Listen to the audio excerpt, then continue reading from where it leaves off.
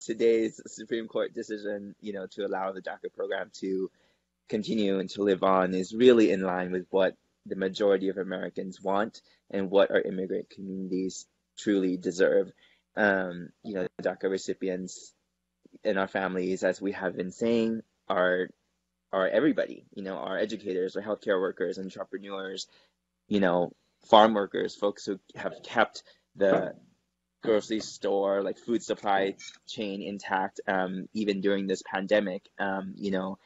DACA recipients and immigrants, undocumented immigrants and their families have continued to show up for our country, for America. And I think that it is about time that that is recognized.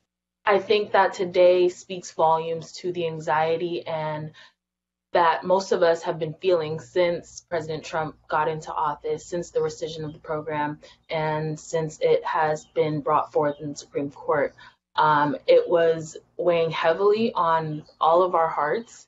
It has been weighing heavily on not just our hearts, but our allies and folks who have been standing with us, who feel for us, whose offices we work in, or whose spaces we are a part of. And so I think today is a win, not just for us, but for folks who stand with us. And I think that is probably the most important part.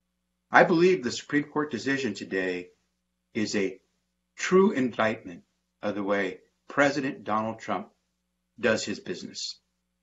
We have tried to say that over and over to America in our 84 lawsuits against this administration, that the way Donald Trump does business is not America's way, that the way Donald Trump does business is not according to the rule of law.